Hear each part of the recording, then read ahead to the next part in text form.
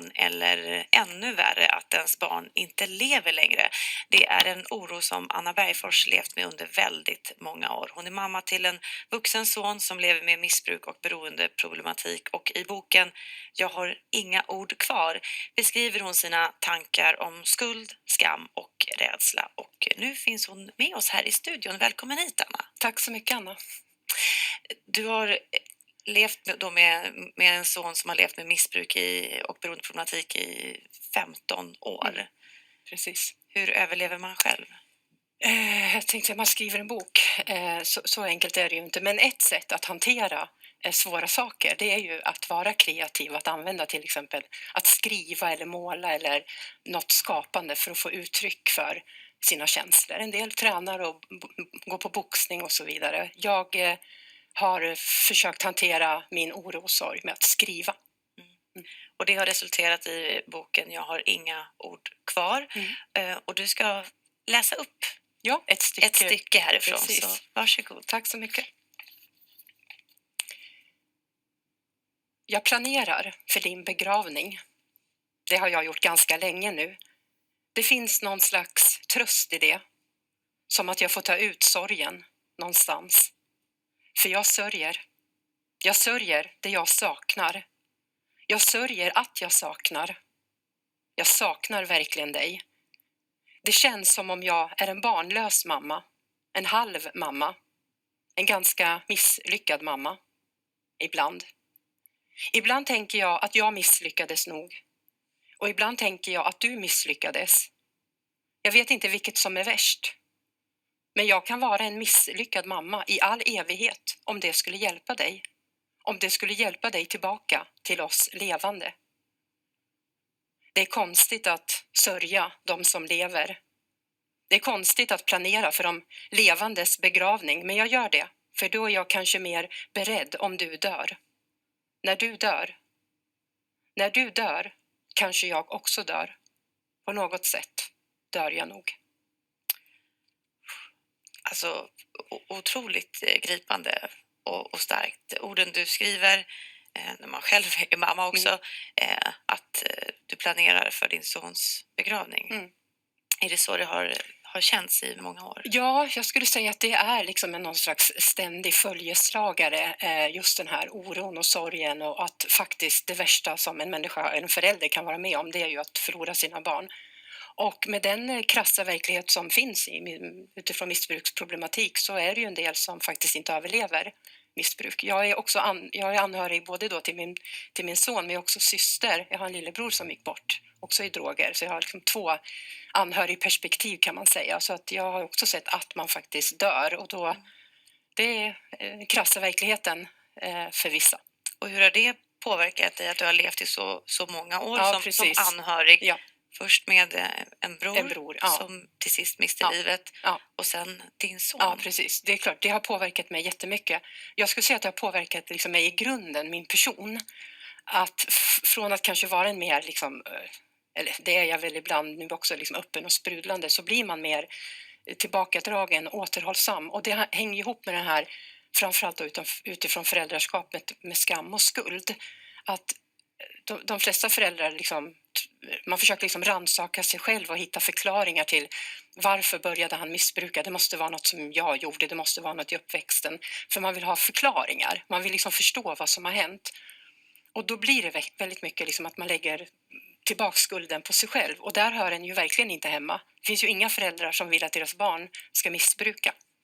Men hur hanterar man det då? För det är ju, som du beskriver också, såklart kanske en självklarhet att man ifrågasätter sig själv. Ja, men eller hur, absolut. Och det hör ju till att man gör det. Men det måste man också släppa. För de här känslorna som är väldigt vanliga hos många anhöriga av skam och skuld, de äter upp en. Och dessutom är de inget konstruktiva. Du mår liksom inte bättre av att gå in i de känslorna. Du blir ännu mer inåt och håller tillbaka och vågar inte berätta och blir tyst. Och det var lite det jag har känt med den här boken, att det finns inte att frågan är tabubelagd, det är kanske lite överdrivet att säga, men det är inte så många anhöriga som går ut och pratar och berättar, för man törs inte, man skäms, man är rädd att man ska bli dömd. Och då tänker jag att min bok kanske kan vara det som gör att vi börjar prata om det lite mer i alla fall. Och ta bort lite av stigmatiseringen som ändå finns kring Exakt. beroendeproblematik. Exakt. Om man då är anhörig och lyssnar på dig här, Ja.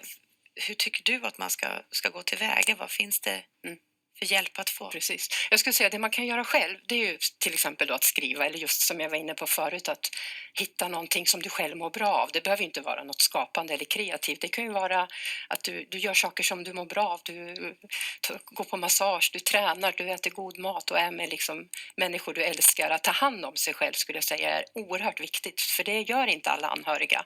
För man är så fullt upp med att ta hand om dem och glömmer bort sig själv och sin egen hälsa. Sen skulle jag Men också... det är en bit att ta sig dit. Absolut, visst är det så. Det är en process. Men det jag skulle vilja säga till andra anhöriga, det är se till att, eller försök att hjälpa din anhöriga att ta hjälp. För det är liksom steget. Du kan inte få, alltså en mammas kärlek gör inte att man slutar missbruka, utan du måste ta hjälp. Och det finns hjälp att få, även om det kan se olika ut beroende på vart man bor. Och sen också sök hjälp för din egen skull. Det finns också så här anhöriggrupper och medberoende problematiksgrupper och så. Man kan gå i grupp eller enskilt och förstå att det finns vägar att gå, strategier för att hantera och komma ur den här svåra situationen. Och som jag var inne på först också, se till att du mår bra och inse att du har rätt att ha huvudrollen i ditt liv. Även om din anhöriga inte mår bra så får du må bra. Vi ska säga det också att i nederkant i bild så finns information om olika hjälp och stödlinjer dit man kan vända sig. Vad har varit avgörande för dig för att du har kommit dit du är idag? Du har ju levt med det här 15 år med din son, men även med din bror. Vad har hjälpt dig främst? Det som har hjälpt mig är att jag har tagit hjälp. Att jag har fått liksom gått i samtal, fått samtalsstöd och liksom fått älta och prata av mig och fått ur mig saker. Men också i och med min bok. Min bok skrev jag, när jag skrev texterna i min bok så var det inte någon tanke att det skulle bli en bok. Det var liksom bara för att överleva och liksom kunna andas. Jag var tvungen att skriva. Och så gav texterna mig otroligt mycket tröst att få liksom sätta ord på de här svåra sakerna. Och sen förra sommaren när jag bestämde att jag ville ge ut boken, då tänkte jag så här, om en mamma eller pappa eller syster eller bror kan få tröst av de här texterna, då är det värt det att ge ut boken. Verkligen.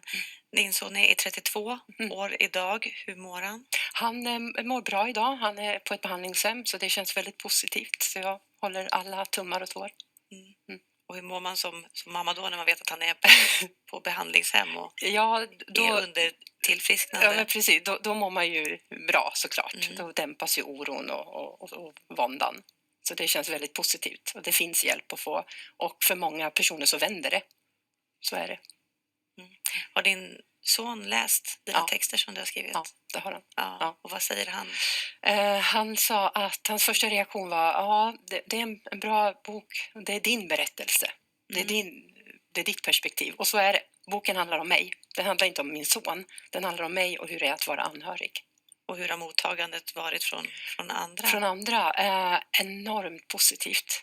Alltså det här med att jag ville ju gärna att den skulle liksom bidra till tröst, och det har jag fått bekräftat flera gånger, att många har kontaktat mig och tackat mig för att jag har skrivit den här boken, så det känns väldigt, väldigt bra.